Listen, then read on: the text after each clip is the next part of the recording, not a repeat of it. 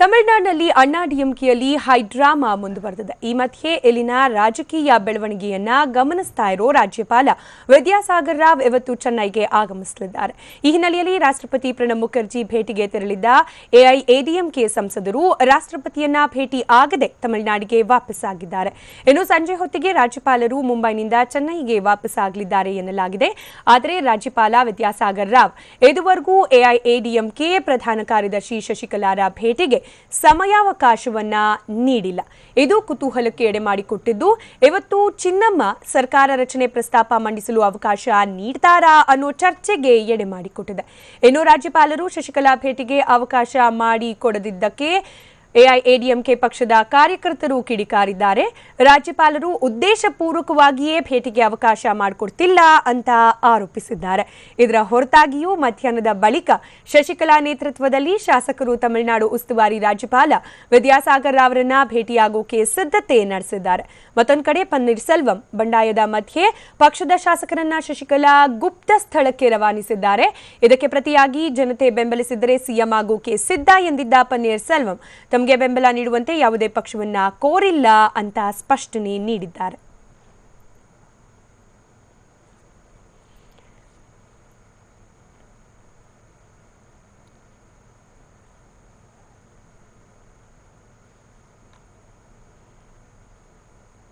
ಈ ಮಧ್ಯೆ ತಮ್ಮ ವಿರುದ್ಧ ಬಂಡಾಯ ಎದ್ದಿದ್ದಕ್ಕೆ ಎಐಎಡಿಎಂಕೆ ಪ್ರಧಾನ ಕಾರ್ಯದರ್ಶಿ ಶಶಿಕಲಾ ಪನ್ನೀರ್ ಸೆಲ್ವಂರನ್ನ ಪಕ್ಷದ ಖಜಾಂಚಿ ಸ್ಥಾನದಿಂದಲೇ ಕಿತ್ತೊಗೆದಿದ್ರು. ಇದರ ಬೆನ್ನಲ್ಲೇ ಜಯಲಲಿತಾ ಸಾವಿನ ಬಗ್ಗೆ ತನಿಖೆಗೆ ಆದೇಶಿಸಿದ್ದ ಪನ್ನೀರ್ ಸೆಲ್ವಂ ಇದೀಗ ಪ್ರಧಾನ ಕಾರ್ಯದರ್ಶಿಯಾಗಿ ಶಶಿಕಲಾ ಆಯ್ಕೆ ವೇಳೆ ಪಕ್ಷದ ನಿಯಮ ಉಲ್ಲಂಘಿಸಲಾಗಿದೆ, ಹೀಗಾಗಿ ಅವರ ಆಯ್ಕೆ ಪ್ರಕ್ರಿಯೆ ಸರಿಯಿಲ್ಲ. ಇದರಿಂದಾಗಿ ಅಣ್ಣಾ ಡಿಎಂಕೆ ಪಕ್ಷದ ಅಕೌಂಟ್ ಅನ್ನು ಸೀಸ್ ಮಾಡುವಂತೆ ಪಕ್ಷದ ಅಕೌಂಟ್ ಇರುವ ಬ್ಯಾಂಕ್ ಆಫ್ ಇಂಡಿಯಾಗೆ ಪತ್ರ ಬರೆದಿದ್ದಾರೆ. ಶಶಿಕಲಾ ಯಾವುದೇ ವಹಿವಾಟು ನಡೆಸದಂತೆ ಮಾಡೋಕೆ ಈ ರೀತಿ ಪತ್ರ ಬರೆದಿದ್ದಾರೆ ಎನ್ನಲಾಗಿದೆ. ಇದಕ್ಕೂ ಮೊದಲು ಚುನಾವಣಾ ಆಯೋಗ ಶಶಿಕಲಾ ಪದೋನ್ನತಿಯನ್ನ ಪ್ರಶ್ನಿಸಿತ್ತು. ಎಐಎಡಿಎಂಕೆ ಪ್ರಧಾನ ಕಾರ್ಯದರ್ಶಿ ಆಯ್ಕೆ ಸರಿಯಾಗಿಲ್ಲ, ನಿಯಮಾವಳಿಗಳನ್ನ ಉಲ್ಲಂಘಿಸಿ ಆಯ್ಕೆ ಮಾಡಲಾಗಿದೆ ಅಂತ ಚುನಾವಣಾ ಆಯೋಗ ಅಭಿಪ್ರಾಯ ಪಟ್ಟಿತ್ತು. ಇದೀಗ ಪನ್ನೀರ್ ಸೆಲ್ವಂ ಇದನ್ನೇ ಆಧಾರವಾಗಿಟ್ಟುಕೊಂಡು ಬ್ಯಾಂಕ್ಗೆ ಪತ್ರ ಬರೆದಿದ್ದಾರೆ ಎನ್ನಲಾಗಿದೆ.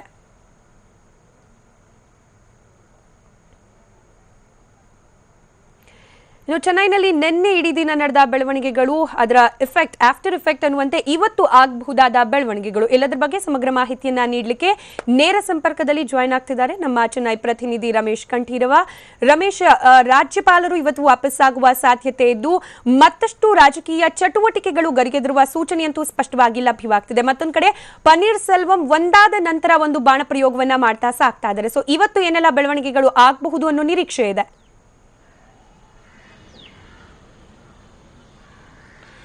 ಸ್ಮಿತಾ, ನಿಮಗೆ ಈಗಾಗಲೇ ಗೊತ್ತಿರಬಹುದು, ಏನು ಅಣ್ಣಾ ಡಿಎಂಕೆಯ ಶಾಸಕರುಗಳು ಶಶಿಕಲಾ ಅವರನ್ನ ಬೆಂಬಲಿಸಿ ಇದ್ದಂತ 129 ಮಂದಿಯನ್ನ ಕೂಡ ಈಗ ಒಂದು ರಹಸ್ಯ ಸ್ಥಳದಲ್ಲಿ ಇಡಲಾಗಿರ್ತಕ್ಕಂಥದ್ದು. ಏನು ಚೆನ್ನೈನ ಹೊರಭಾಗದಲ್ಲಿರ್ತಕ್ಕಂಥ ಪಾಂಡಿಚೇರಿ ರಸ್ತೆಯಲ್ಲಿರ್ತಕ್ಕಂಥ ಒಂದು ಜಾಗದಲ್ಲಿ ಅವರೆಲ್ಲರನ್ನು ಕೂಡ ಅಲ್ಲಿ ಇರಿಸಲಾಗಿದೆ. ಅಲ್ಲಿ ಅವರು ಎಲ್ಲರನ್ನು ಕೂಡ ಒಂದು ರೆಸಾರ್ಟ್ನಲ್ಲಿ ತಂಗಿರ್ತಕ್ಕಂಥದ್ದು. ನಿನ್ನೆ 126 ಮಂದಿ ಶಾಸಕರು ಅವರ ಜೊತೆಗಿದ್ರು. ಅದರಲ್ಲಿ ಸುಮಾರು 10-11 ಮಂದಿ ಈಗ ತಮ್ಮ ಮನೆಗಳಿಗೆ ಬಂದಿದ್ದಾರೆ. ಏನು ಇವತ್ತು ತಮಿಳುನಾಡಿನಲ್ಲಿ ತೈಪೂಸಂ ಅಂತೇಳಿ ಒಂದು ಸುಬ್ರಹ್ಮಣ್ಯ ಸ್ವಾಮಿಯ ಒಂದು ಆರಾಧನೆ ನಡೆಸಲಾಗುತ್ತೆ. ಒಂದು ದೇವಾಲಯಗಳಿಗೆ ಹೋಗೋದಕ್ಕೋಸ್ಕರ 11 ಮಂದಿ ರೆಸಾರ್ಟ್ನಿಂದ ವಾಪಸ್ ಬಂದಿದ್ದಾರೆ ಅನ್ನುವಂಥ ಮಾಹಿತಿ ಟಿವಿ9ಗೆ ಲಭ್ಯ ಆಗಿರ್ತಕ್ಕಂಥದ್ದು. ಉಳಿದಂತೆ ಏನು ಆ ಶಾಸಕರುಗಳ ಎಲ್ಲರನ್ನು ಕೂಡ ನೋಡ್ಕೊಳ್ಳೋದಕ್ಕೋಸ್ಕರ ಅಣ್ಣಾ ಡಿಎಂಕೆಯ ಸುಮಾರು 20 ಮಂದಿ ನಾಯಕರುಗಳನ್ನ ಅಲ್ಲಿ ನಿಯೋಜಿಸಲಾಗಿದೆ. ಆ ನಾಯಕರುಗಳು ಈ ಶಾಸಕರುಗಳ ಯೋಗಕ್ಷೇಮಗಳನ್ನ ಅವರಿಗೆ ಎಲ್ಲೂ ಹೊರಗಡೆ ಹೋಗದಂತೆ ಇದು ಮಾಡಲಾಗಿದೆ. ಆ ಶಾಸಕರುಗಳಲ್ಲಿ ಇರ್ತಕ್ಕಂಥ ಎಲ್ಲ ಮೊಬೈಲ್ ಫೋನ್ಗಳನ್ನ ಕೂಡ ಕಸಿದುಕೊಳ್ಳಲಾಗಿದೆ. ಅವ್ರು ಯಾರ ಹತ್ರ ಕೂಡ ಈಗ ಮೊಬೈಲ್ ಫೋನ್ಗಳಿಲ್ಲ. ಅವರನ್ನ ಹೊರ ಜಗತ್ತಿನ ಸಂಪರ್ಕದಿಂದ ದೂರ ಇರಿಸಲಾಗಿರ್ತಕ್ಕಂಥದ್ದು. ಅವರೆಲ್ಲರಿಗೂ ಕೂಡ ಈ ಏನು ಅವರನ್ನ ಉಸ್ತುವಾರಿ ನೋಡ್ಕೊಳ್ತಿರ್ತಕ್ಕಂಥ 20 ಮಂದಿ ನಾಯಕರುಗಳಿದ್ದಾರೆ, ಅವರೇ ಅವರಿಗೆ ಮಾಹಿತಿಗಳನ್ನ ಕೊಡ್ತಾ ಇರ್ತಕ್ಕಂಥದ್ದು. ಏನು ವಿದ್ಯಾಸಾಗರ್ ರಾವ್ ರಾಜ್ಯಪಾಲರಿದ್ದಾರೆ, ಅವರು ಇವತ್ತು ಮಧ್ಯಾಹ್ನದ ನಂತರದಲ್ಲಿ ಅಂದ್ರೆ ಸುಮಾರು ಸಂಜೆ 4-4:30 ಅಷ್ಟೊತ್ತಿಗೆ ಚೆನ್ನೈ ತಲುಪ್ತಾರೆ ಅನ್ನುವಂಥ ಮಾಹಿತಿ ಲಭ್ಯ ಆಗಿರ್ತಕ್ಕಂಥದ್ದು. ಅವರು ಸಂಜೆ ಚೆನ್ನೈ ತಲುಪಿದ ನಂತರದಲ್ಲಿ ಒಂದು ಬೆಳವಣಿಗೆಗಳು ಗರಿಗೆದರುತ್ತೆ ಅಂತ ಹೇಳಲಾಗ್ತಾ ಇದೆ. ಅವರು ಚೆನ್ನೈ ತಲುಪಿದ ನಂತರದಲ್ಲಿ ಶಶಿಕಲಾ ಅವರನ್ನ ಆಮಂತ್ರಿಸ್ತಾರೆ, ಇಲ್ಲ ಶಶಿಕಲಾ ಅವರು ಹೋಗಿ ರಾಜ್ಯಪಾಲರನ್ನ ಭೇಟಿ ಮಾಡ್ತಾರೆ. ಆ ಸಂದರ್ಭದಲ್ಲಿ ಅಗತ್ಯ ಬಿದ್ದರೆ ಏನು ಈ ಎಲ್ಲ ಶಾಸಕರುಗಳಿದ್ದಾರೆ, ಶಶಿಕಲಾ ಅವರಿಗೆ ಬೆಂಬಲ ಕೊಟ್ಟಿರ್ತಕ್ಕಂಥ ಅಣ್ಣಾ ಡಿಎಂಕೆಯ ಎಲ್ಲ ಶಾಸಕರುಗಳನ್ನ ರಾಜಭವನಕ್ಕೆ ಕರೆಸಿ ರಾಜ್ಯಪಾಲರ ಮುಂದೆ ಪರೇಡ್ ಮಾಡೋದಕ್ಕೆ ಅಣ್ಣಾ ಡಿಎಂಕೆಯ ನಾಯಕರುಗಳು ನಿರ್ಧರಿಸಿರ್ತಕ್ಕಂಥದ್ದು. ಅದಕ್ಕೆ ಒಂದು ಸಿದ್ಧತೆ ನಡೀತಾ ಇರತಕ್ಕಂಥದ್ದು. ಈ ಮಧ್ಯೆ ಬಂಡಾಯದ ನಾಯಕ ಮುಖ್ಯಮಂತ್ರಿ ಪನ್ನೀರ್ ಸೆಲ್ವಂ ಕೂಡ ರಾಜ್ಯಪಾಲರನ್ನ ಭೇಟಿ ಮಾಡೋದಕ್ಕೆ ಈಗಾಗಲೇ ಅವಕಾಶವನ್ನ ಕೋರಿದ್ದಾರೆ. ರಾಜ್ಯಪಾಲರು ಚೆನ್ನೈ ಬರ್ತಿದ್ದ ಹಾಗೆ ಮೊದಲು ಪನ್ನೀರ್ ಸೆಲ್ವಂ ಅವರನ್ನ ಭೇಟಿ ಮಾಡ್ತಾರಾ ಇಲ್ಲ ಶಶಿಕಲಾ ಅವರನ್ನ ಭೇಟಿ ಮಾಡ್ತಾರಾ ಅನ್ನೋದು ಬಹಳ ಕುತೂಹಲ ಕೇಳಿಸಿರ್ತಕ್ಕಂಥ ವಿಚಾರ. ಪನ್ನೀರ್ ಸೆಲ್ವಂ ಏನಾದರೂ ರಾಜ್ಯಪಾಲರನ್ನ ಭೇಟಿ ಮಾಡಿದ್ರೆ ಅವ್ರ ಜೊತೆಗೆ ಇರ್ತಕ್ಕಂಥ ಏನು 5 ಜನ MLAಗಳಿದ್ದಾರೆ ಅವರನ್ನ ಮತ್ತೆ ಪಕ್ಷದ ಹಿರಿಯ ನಾಯಕರುಗಳು ಯಾರು PH ಪಾಂಡ್ಯನ್ ಇರಬಹುದು, ಮನೋಜ್ ಪಾಂಡ್ಯನ್ ಅವರೆಲ್ಲರೂ ಕೂಡ ಲೀಗಲ್ ಬ್ಯಾಟಲ್ ಅಂದ್ರೆ ಒಂದು ನ್ಯಾಯಾಂಗ ವ್ಯವಸ್ಥೆಯಲ್ಲಿ ಒಂದು ಹೋರಾಟಕ್ಕೆ ಸಿದ್ಧತೆ ನಡೆಸಿರ್ತಕ್ಕಂಥ ಶಶಿಕಲಾ ವಿರುದ್ಧ ಒಂದು ನ್ಯಾಯಾಂಗ ಮೂಲಕ ನ್ಯಾಯಾಲಯದ ಹೋರಾಟಕ್ಕೆ ಸಜ್ಜುಗೊಂಡಿದ್ದಾರೆ.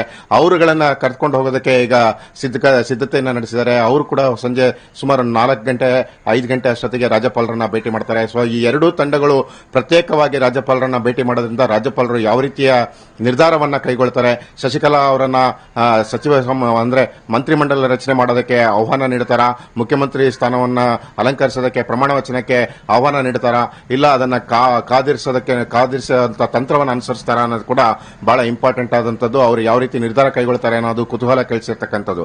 ಇನ್ನೊಂದು ವಿಚಾರ ಏನು, ಸುಪ್ರೀಂ ಕೋರ್ಟ್ನಲ್ಲಿ ಒಂದು ಜಯಲಲಿತಾ ಅವರ ಅಕ್ರಮ ಆಸ್ತಿ ಪ್ರಕರಣದ ಅಪೀಲ್ ಕೇಸ್ ವಿಚಾರಣೆ ನಡೀತಾ ಇದೆ. ಅದರ ತೀರ್ಪು ನಾಳೆನೇ ಬರ್ಬೋದು ಅನ್ನೋಂತ ಒಂದು ರಿಪೋರ್ಟ್ಸ್ ಚೆನ್ನೈನಲ್ಲಿ ಇರತಕ್ಕಂಥ ಮಾಧ್ಯಮಗಳಲ್ಲಿ ಬರ್ತಾ ಇರತಕ್ಕಂಥದ್ದು. ಅಣ್ಣಾ DMK ವಲಯಗಳಲ್ಲಿ ಈ ಬಗ್ಗೆ ಚರ್ಚೆ ಆಗ್ತಾ ಇರತಕ್ಕಂಥದ್ದು. ಹಾಗೇನಾದರೂ ನಾಳೆ ಸುಪ್ರೀಂ ಕೋರ್ಟ್ನಲ್ಲಿ ತೀರ್ಪು ಬರೋದಾದ್ರೆ ಅದರೊಳಗೆ ಏನಾದರೂ ಕ್ಲೀನ್ ಚಿಟ್ ಸಿಕ್ಕಿದ್ರೆ ಅದರಲ್ಲಿ ಏನು ಬೆಂಗಳೂರಿನಲ್ಲಿ ಕರ್ನಾಟಕ ಹೈಕೋರ್ಟ್ ಖುಲಾಸೆಗೊಳಿಸಿತು ಜಯಲಲಿತಾ ಮತ್ತು ಶಶಿಕಲಾ ಅವರನ್ನ.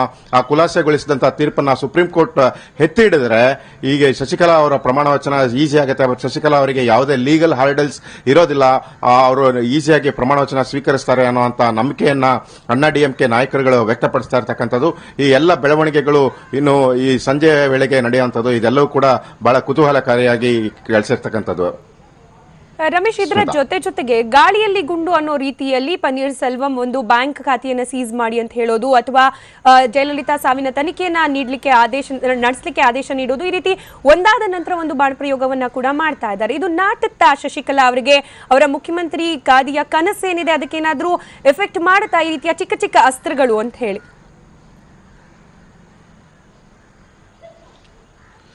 ಸ್ಮಿತಾ, ಬಂಡಾಯ ಅಂತ ಹೇಳಿ ಒಬ್ಬ ನಾಯಕ ಹೊರಗಡೆ ಬಂದ ನಂತರದಲ್ಲಿ ಅವರ ಬಂಡಾಯವನ್ನ ಬಹಿರಂಗವಾಗಿ ತೋರಿಸೋದಕ್ಕೆ, ಅವರ ಶಕ್ತಿಯನ್ನ ಪ್ರದರ್ಶನ ಮಾಡೋದಕ್ಕೆ ತಮ್ಮಲ್ಲಿರ್ತಕ್ಕಂಥ ಎಲ್ಲ ಬಾಣಗಳನ್ನ ಬಳಸುವಂತದ್ದು ಸಾಮಾನ್ಯ.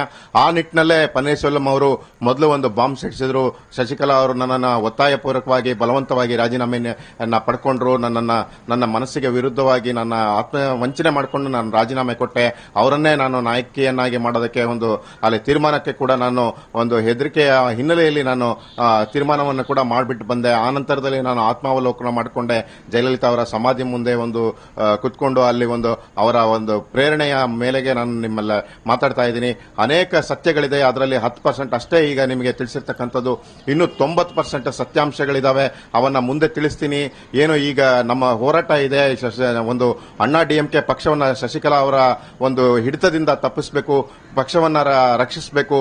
ಅದೇ ರೀತಿ ತಮಿಳುನಾಡಿನ ಜನರು ಏನು ಜಯಲಲಿತಾ ಅವರ ಮೇಲೆ ಇಟ್ಟಂತ ನಂಬಿಕೆಯನ್ನು ಉಳಿಸಬೇಕು ಅಂದ್ರೆ ಶಶಿಕಲಾ ಅವರನ್ನ ಅಧಿಕಾರದಿಂದ ದೂರ ಇಡಬೇಕು ಅನ್ನುವಂತ ಮಾತನ್ನ ಈಗ ಪನ್ನೀರ್ ಸೆಲ್ವಂ ಪ್ರಾಪಗೇಟ್ ಮಾಡ್ತಾ ಇರತಕ್ಕಂಥದ್ದು. ಆ ಹಿನ್ನೆಲೆಯಲ್ಲೇ ಶಶಿಕಲಾ ಅವರಿಗೆ ಈಗ ಪಕ್ಷದಲ್ಲಿ ಒಂದು ರೀತಿಯಲ್ಲಿ ಪಕ್ಷದಲ್ಲಿ ಕೂಡ ಅವರಿಗೆ ಹಿಡಿತವನ್ನ ಕಡಿಮೆ ಮಾಡೋದಕ್ಕೋಸ್ಕರ ಈ ರೀತಿಯ ಒಂದು ಕ್ರಮಗಳನ್ನ ಕೈಗೊಳ್ತಾ ಇದ್ದಾರೆ ಅಂತಾನೆ ಹೇಳ್ಬೋದು.